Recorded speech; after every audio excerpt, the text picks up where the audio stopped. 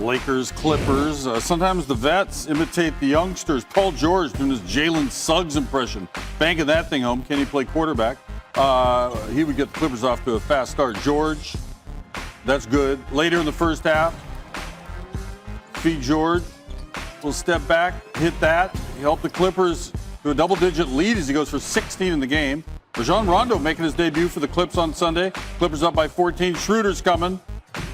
Zubac, some call that cancel culture. I call it a clean block, and we're pushing it the other way. Rondo, Marcus Morris, light at 3. Lakers were held to 38 points in the first half. Off memory, their lowest scoring in a half since November of 2018.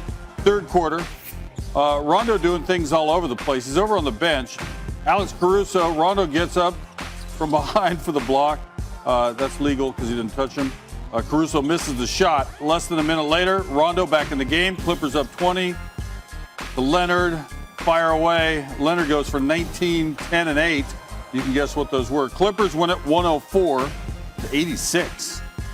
Hey, Cruz, personnel aside, you have different teams, Sacramento and the Clippers, of course, but did you see something offensively that was cooking for you guys that just didn't carry over today? Yeah, I think we didn't do a good enough job of playing togetherness basketball on the offensive end. I think that was probably the number one thing that really stood out from Sacramento to the Clippers. I think that, for us during this time, if we're going to have a shot to win games, we have to play and trust the next guy on our team. And I don't think that was the case. I think in the Sacramento game, we did a great job of getting off the ball and hitting the open guy. And tonight, I don't think we had too many of those driving kick 3 opportunities that you saw during the Sacramento game. So, I think that was the difference. And then, Chris, how do you look ahead at this 5-game trip in terms of opportunities to win games? And it sounds like you're likely going to still be without LeBron and AD. We'll see about Drummond and Wesley Matthews. But what's the overall mindset looking ahead to these 5? We just got to get back to what we did. If you look back at those 3 wins that we had so far, it starts with playing the right way on offense. Defense never worried. I think we've done a pretty good job of every game we played outside of maybe one game from a defensive standpoint. Even tonight, we held them to, 104 or whatever it was. Our thing is offensively playing the right way, trusting the pass, giving yourself to the team, and if we can do that, I think we'll give ourselves a chance.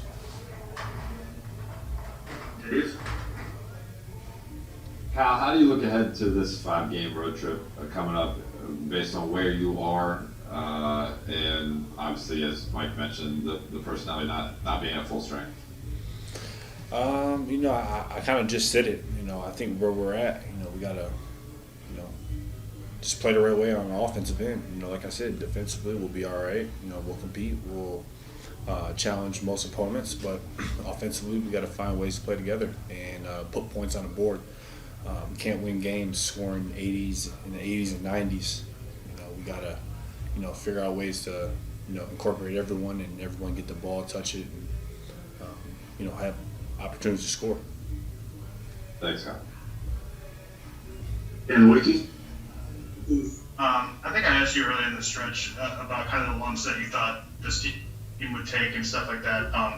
How has it been kind of what you expected without LeBron and AD? Has there been anything that surprised you? Has there been anything that you think you guys have been able to do pretty well just during the stretch? I think, trying to find something positive out of the stretch is from a defensive standpoint. I think we've, done a solid job on that end.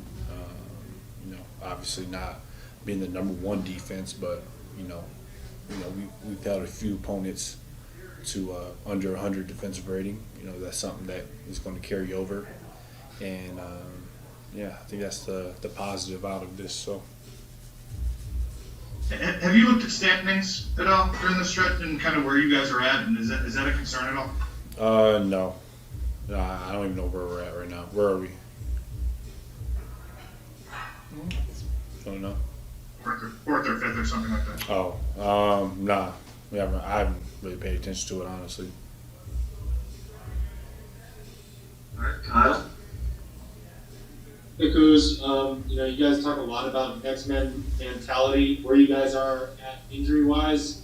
I mean, there's not a lot of X-Men for the guys who are playing right now. Does that sort of have a weight to it, knowing that you guys are sort of the last line of defense, and does it feel a little mentally grinding at all, or where are you at with it? No, I don't think it feels mentally grinding. I think that, obviously every game you see, when you see someone out, it's like, damn, because, you always want your teammates to be there. And as individuals, for the guys that are hurt, you want to be able to be available for your teammates. So obviously it's, it's not good. It's definitely not good. But at the same time, these are the cards that we're dealt, and, we got to figure it out. We got to figure it out from us, figure it out from the coaching staff to put us in the right position, and we got to go out there and execute and do our jobs as well. So, can't pity on it. Can't have a pity party. We have time for one more, please. Let's go to Nick Hamilton. Hey Kyle, can you talk a little bit about just the effort of Taylor Horton-Tucker? It seemed like he's really been coming off the bench, really giving that effort, trying to give you guys some type of spark. What does this effort mean to you all in various situations? Taylor's, he's got a reputation as a scorer. He's someone that can build it up when he has a chance and opportunity to. I think for him, he just still has to, understand and recognize, the flow of the game and understanding certain situations. He's obviously a great talent, and for him and us, we need him to continue to do what he's doing, but also, continue to play make and make others better. He has he's been blessed with a gift to be able to get in the paint anytime he wants, and with that being said, getting into paint means weak side opportunities to find other guys' shots and spark a teammate. And I think very highly of him, and I think that he can do that for us at a high level, and hopefully he can. They're not the biggest threat to the Lakers. They are a threat. They're not the biggest threat, and I'll tell you why. They didn't do anything at the deadline to really make themselves better. You know who did? The Clippers and the Nuggets. And let me tell you something about the Clippers and the Nuggets. I'll start with Denver, and I'm going to go to the Clippers next. Denver and Utah had one of the best opening round series you will ever see in any sport. And when we think about Denver right now, we don't really think about Jamal Murray with Donovan Mitchell and, let's say, Devin Booker, right? He's not quite as good as those guys until it matters most. Then he's every bit as good as those guys. Then he's an all-time great. At least he was last year. They have an MVP caliber player when it comes postseason time in Jamal Murray. We already know Jokic is. Mm-hmm. We see what Porter Jr. is doing. My God, the way he's shooting the ball, the way he's been scoring. And now you add Aaron Gordon to the mix. See, they didn't just add a little player that doesn't mean anything. They added a big, athletic forward in his prime who now has to worry about being the third or fourth best player on the team. So your answer is the Denver Nuggets? I'm saying that's one. I think Denver has actually come playoff time. Who is the one? Who is the threat, Max Kellerman? What the hell you giving me? I didn't ask you for a list. I need Los Angeles Clippers. Okay. The Los Angeles Clippers are the biggest threat to the Lakers. Because? You made the argument the other day, Rondo. I said it would be a marginal improvement, but that marginal improvement can be profound in the playoffs. Mm-hmm. They went to a Game 7 that they were up 3-1 against the Denver team I just told you about, and it took an historically bad game by Paul George and Kawhi Leonard in order for Denver to squeak by. Now they have the floor general on this team. When you look at how deep the Clippers go, they got 11 dudes, 11, who can really play. They have guys not just like, Kawhi and Paul George, not just like Rondo, but Batum and Ibaka and Zubac and Reggie Jackson. Mm-hmm. And 3 or 4 guys I'm not even thinking about right now. They are legitimately 11 deep. Your boy Luke Kennard, I know you didn't love that sham for Kennard. Kennard's shooting almost 50% from 3. I don't care. I don't care. You got to shoot more then. You got to shoot more then. I mean, you can't be taking Got 11 dudes. I'm just saying, if you taking 8 shots a game, right, but you making 50% of your threes, why the hell ain't you shooting more? You got to get him more opportunities. He has to be a factor. I'm not saying that it doesn't matter that he makes threes. I'm saying it only doesn't matter if you don't take enough of them. And that's what he needs to do, especially since you were willing to part ways with Lou Williams. There's no question that in large part that had something to do with Luke Kennard and how comfortable you're feeling with him. Lou Williams, you talk about a perennial 6th man of the year, and you ship him out. It was never the same since Ty Lue became the coach there. Lou Williams' minutes diminished. He didn't seem as aggressive and as involved and as much of a focus offensively for the Clippers. That's because of Luke Kennard. I got to see Luke Kennard jack up some more shots and take over games offensively the way I've seen Lou Williams do in the past before I'm sold on his arrival in Los Angeles with the Clippers. I know that the Clippers were that close to getting by Denver and giving you the confrontation you wanted to see with the Lakers in the conference and finals. I'm still holding it against them. And one of the reasons I believe the Lakers won the championship the first year they come together, because usually super teams, it takes like at least a season, was Rondo.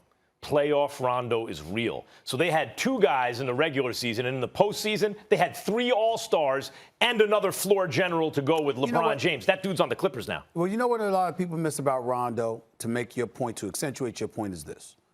When they talk about playoff Rondo, people keep thinking, oh, the playoffs arrived, so he steps his game up. It's not that simple. What happens is that it's a best 4 of 7.